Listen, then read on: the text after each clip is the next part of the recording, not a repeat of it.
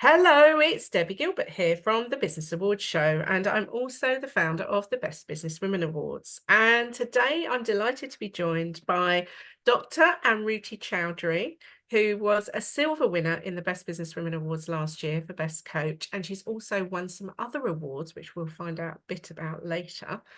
She is an accomplished health coach and helps women improve their health, lose weight, and their lifestyles. And she does also work with men as well. So we're going to find out a bit more about what she does in a second.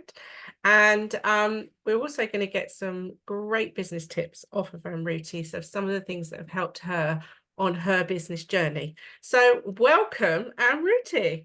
Thank you so much for having me, Debbie. It's such an honor to be here. Oh, it's great to talk to you because we meet at the busyness of the awards and it's all a bit crazy. So it's really nice to be able to have a sit down chat with you and find out more about what you do, because your business was founded on your own experience of weight loss, wasn't it? So tell us about your journey. Oh, okay. So I could go on about this for hours, so I'm going to try and keep it as brief as possible.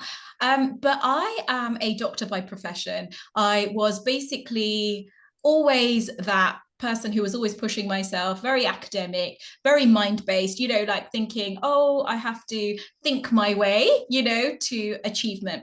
And so from a young age, I was overweight and I'd been struggling with my weight all my life. And I basically tried everything under the sun, and I was able to lose the weight for a certain amount, for a function or an event. But then I would always gain the weight back. And I was like, what's going on here? This isn't quite working. So for my wedding, I was able to lose the weight. And then I gained 3 stones after my wedding. And then, when I was in my medical training and things like that, I was able to, I gained the weight back because I was stressed a lot and I was overeating. I didn't even realize the link at the time.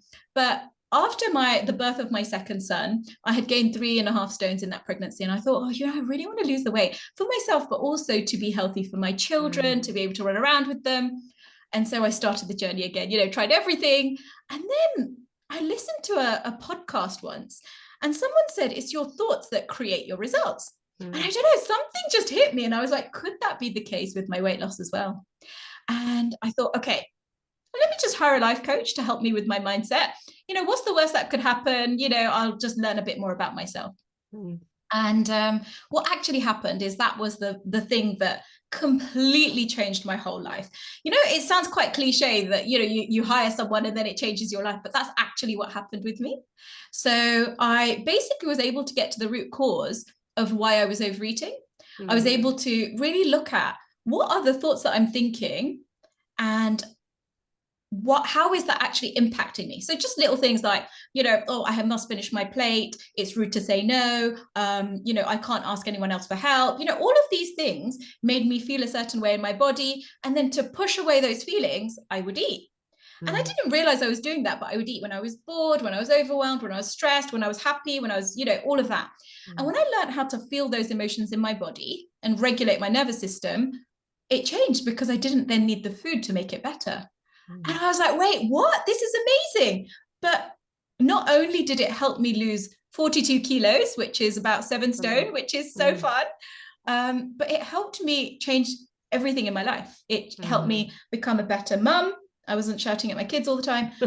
Let's be honest, I'm human, so I still do sometimes. But it's just not the same as like all the time, I was a much calmer wife. I wasn't expecting my husband to do everything for me to make me happy, because I was realizing my happiness came from within, and only I could deal with create my own happiness.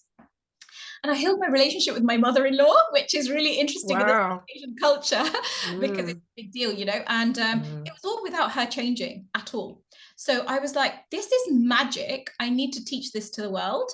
So I was only meant to kind of do this part-time and be a GP part-time, But what I realized is this was my calling in life. This was my passion. This is where I could actually impact so many more people at a much deeper level. And so I was like, okay, I gave up clinical practice and then started coaching full time.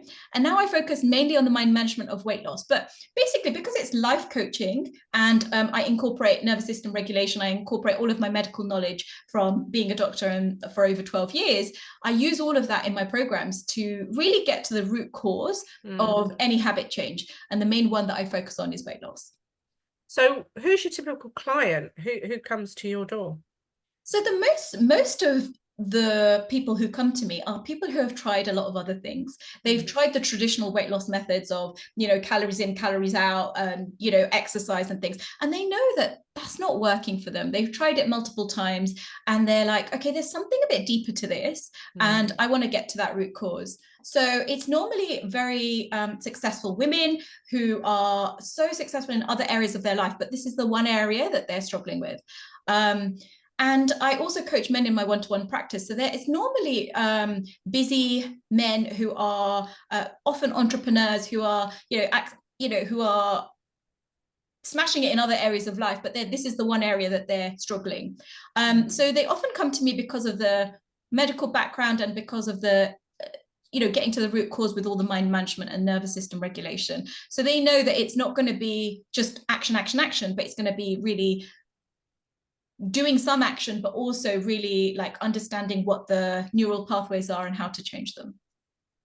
Fantastic. So I'm intrigued of how you made the transition between being a GP in the NHS, presumably, and the structure that you would have had around that to running your own business. So what was that like? And did you transition gradually, or was it literally a jump? So it was a really big deal for me to kind of change, because I'm South Asian, and in the South Asian community, being a doctor is like kind of at the top of the, what would you call it, food chain or pyramid, whatever it is, right? And so all my life, it was like, okay, get to being a doctor and then you'll be happy. And I got to being a doctor. I had a, family, I had a house, I had children. And I thought that's what I had to do to be happy. And I wasn't happy. I didn't feel fulfilled. And so it was a really important decision for me, because when I was coaching, I actually felt alive. I actually felt fulfilled. I felt like God put me on this earth to kind of do this work. And so I was like, what do I follow? Do I follow my brain that's telling me, no, be sensible, follow, be a doctor? Or do I follow my heart and my, I guess my soul's calling and, do coaching full time? And so I kind of did a bit of both initially. Like I was I was still practicing as a GP, but then I was doing coaching on the side. And then I realized that I was coaching more and more and more, and I was doing less and less GP work. And I thought, okay, do I want to take the plunge here, or do I want to carry on doing both? And I realized that I wanted to take the plunge. I wanted to, like, for once, bet on myself. And I've never done that before. And I decided, you know what, this is the time. And I did it. And I'm going to be honest, it's not been plain sailings, because I've never ran a business before, and initially I had a lot of success in my business. And then there was a huge dip and I was like, oh my goodness, am I going to be able to carry this on? But when you can really tune into, why am I doing this? Who am I doing this for? What impact do I want to have in this world? It really helped me through some of those really tough times. So yeah. So how many years have you been a private practice now? So I've been coaching for 4 years, but 3 years I've been exclusively coaching. Wow. Okay. And do you miss being a GP? Do you ever miss it? So what I sometimes miss is the working in a team and actually seeing people face to face, because all of my programs are online. I occasionally do in-person things, but not on a regular basis. And so that's something that I miss a little bit. But otherwise, I use all of the, the science, I use all of the learning, I use all of the, the mindset and the health coaching in my practice anyway, which is what I used to do as a GP. And I was always the GP who spent ages with patients, who used to really try and help them. And I used to feel a little bit stuck, because in 10 minutes there was only so much you could do. And so I would always overrun, and then I'd always be stressed. And I thought, this isn't something that I could sustain in the long term, especially because I have 2 young boys. They're 8 and 6. When I started this, they were much younger. And I wasn't often spending time with them. I felt quite stressed in my job. And I know at the time I didn't realize I could manage that. But I realized that I wanted a different lifestyle, where I was actually helping people, like a much broader range of people and more people, get to that root cause. And I thought, not many people are teaching this. And I feel like this is my gift. And so that's the reason why I ended up shifting. Yeah, and to be honest, there's not, you've got a very unique positioning in the marketplace, because there's not many coaches who are also qualified doctors. And we had a winner in our awards a few years ago who she's positioned herself as a menopause coach, but she's a GP as well. Mm. And she transitioned, the lovely Wendy Molofi, Oh yeah, I spoke to into, her at the event, yeah. at the awards. Yeah. And it's quite interesting because she feels more fulfilled because, like you've just said, spending 10 minutes with somebody isn't long enough. And Mm-hmm. that's a huge problem in the NHS, that Mm-hmm. doctors just don't get the time, when actually, if they had a bit more time, you'd probably get to the root cause of some of the health issues. And then the waiting lists of things wouldn't be so long because people wouldn't be getting so sick. Yes. So, it'd be nice to see a shift in that, really. So Yeah. your business must have emerged through the pandemic then, if Yes. it's... So Yeah. how did you navigate that? Were you still a doctor in the pandemic and then came through the other side? Yeah, so I was a doctor in the pandemic, and my contract was kind of coming to an end at the end of, during the middle of the pandemic. Mm, And that's when I had to make a decision. Do I want to renew the contract, mm, or do I want to be at home with my children? And it was a tough decision, but I was mm. like, I think I need to be at home with my children for the time being. It wasn't meant to be, that's it.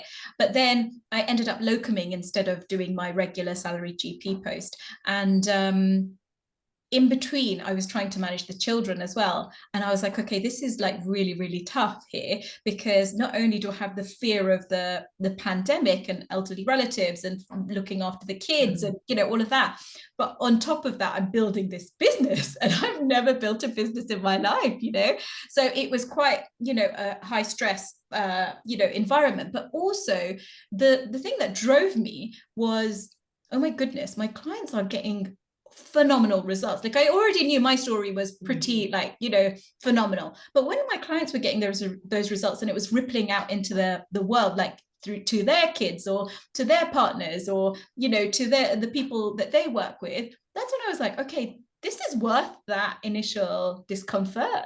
This is actually my pledge to make the world a slightly better place. Obviously, I can't heal the world or anything, but it's kind of like just doing my bit to help the people who really want my help. Well, your enthusiasm is infectious, frankly. So where did you go to get advice? Who were those people or organizations that you turned to help you with your business in those early days? So I heavily invested in my business. So all of the money I made from my business, I invested in coaching certification. So I currently have 3 coaching certifications. I'm doing my 4th one at the moment. I have a medical and a psychology degree. So I've heavily invested in my education to try and, because I know that when you can heavily invest at the beginning, that can really help you propel. And I heavily invested in business masterminds. Where a lot of money, like all of my money went into that. And I'm so proud of that, because now it's given me the foundation to be able to, now I'm not saying I'm brilliant at business or anything, but it's kind of just given me a bit more of an idea, because I didn't have a business background at all. I have a serving heart, and often with a serving heart, I don't know if you can often have business and serving heart at the, I didn't think I could at the beginning, but now I found a way to kind of manage both of that. So yeah, mainly certifications, business masterminds, getting a peer group in the business masterminds, and finding like-minded people, because otherwise entrepreneurship can be quite lonely if you're not hiring. And at the beginning, I didn't have any people working with me, so it was a little bit of a lonely journey unless I actually had that network, and that's something that I invested in creating. So have you got staff now? Have you moved on to that, or support, freelance support? Yeah, so I had a virtual assistant. So because my business structure is quite simple, I didn't need anyone else. Right now, I don't have a VA, but I'll probably be looking for one again in the near future. So when did awards first come onto your radar? So I was talking to Arti Palmer at one of our networking events, and she said, "Have you considered, applying for an award?" And I was like, "Oh no, I haven't actually." As in, I'd already received some awards for my coaching in the past, but I hadn't applied for a business award because I never actually thought of myself as a businesswoman. So I had 3 awards for my coaching, but not for my business, because I think there was still a subconscious block in my head that I'm a great coach, I'm excellent at coaching, but I'm not really very good at business. So when she offered the Best Businesswomen Awards, I was a bit like, oh, I don't know if I qualify for that, you know, because for coach, yeah, great. But for business, I'm not sure. And I really challenged myself. I sat with it for ages. And then I thought, okay, do you know what? I'm just going to apply. So I applied, and I have ADHD. So I applied right at the last moment. It was probably the last few minutes. But at least I did it. And I felt so proud that I did it, you know. And then I was like, okay, do you know what? Whatever happens, happens. I didn't expect too much of it. I was like, I probably won't get shortlisted. It's fine. And then when I got your email saying I've been a finalist, I was so excited. I was like, oh my gosh, maybe I am a good businesswoman, you know? Yeah. And so it kind of just gave me that confidence to actually apply and use awards as a strategy to try and help people trust me, because it's often quite scary hiring a coach or hiring someone. And when they can see that you have some external credentials or external awards, it just helps build trust, because someone external is validating. And that's what sometimes we need to move forward. And what was the whole experience like for you coming to the awards ceremony? So it was really nerve-wracking initially, because when you don't know many people, it's very much like, oh gosh, do I, you know, will I be okay? Will I fit in? You know, all of that. But when I got there, I was like, people just start talking to you, and, you know, it was really warm and welcoming and so well put together. Like I was always informed of everything. Everything was like really nicely done.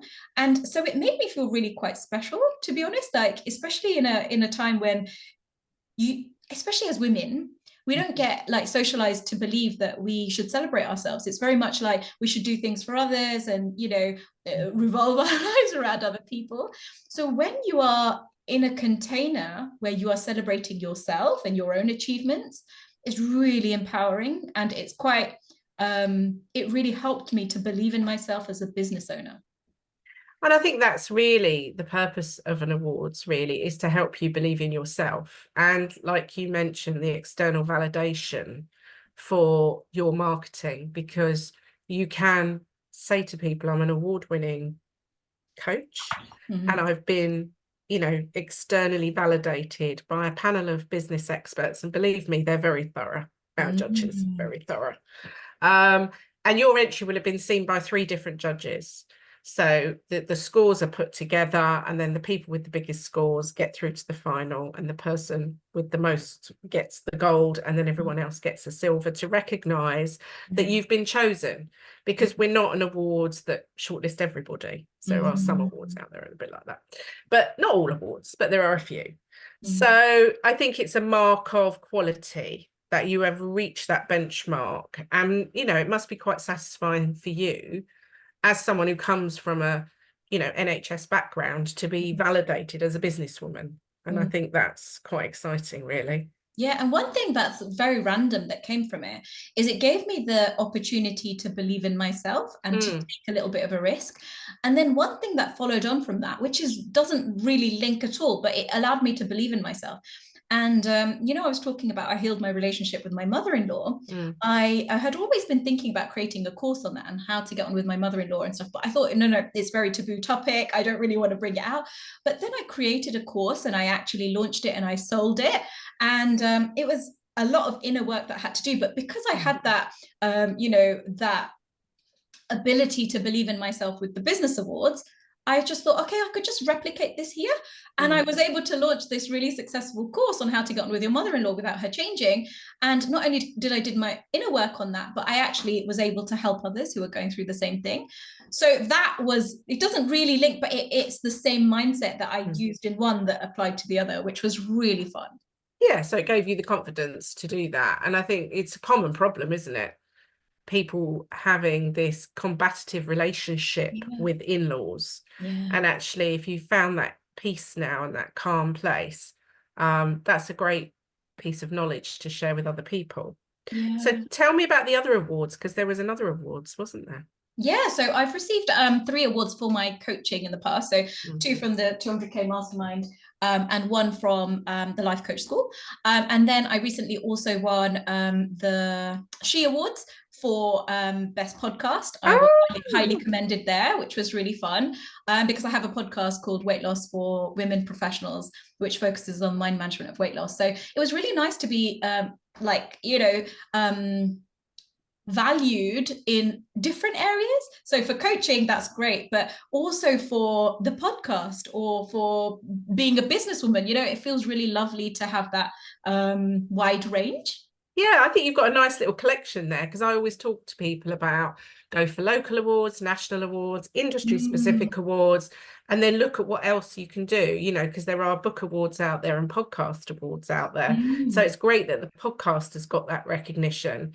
And as you're on a podcast, let's talk a bit more about your podcast. Yay. So how long's that been going?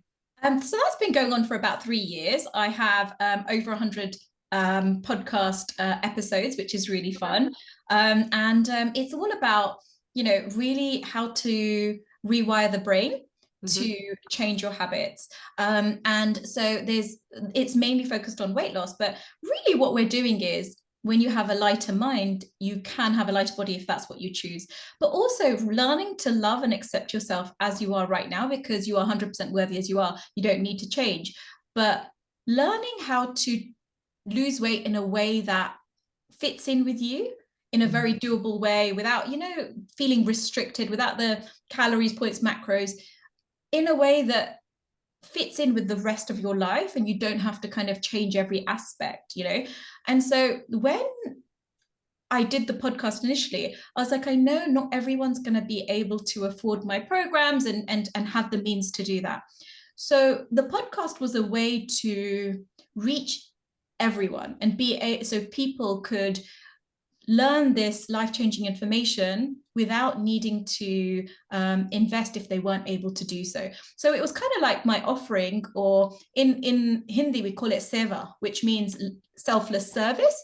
So when you're able, it's kind of like my charity work, but in the highest form, if that makes sense, because it was such high quality information. So I've had people who have listened to the podcast and said, I've changed my life. I've lost so much weight. I've healed my relationship with my partner. I've done all of these things. And so it's quite validating. And that's something that I still struggle with, even as a coach, learning how to validate myself. And so it's nice to have that external validation as well as the internal validation.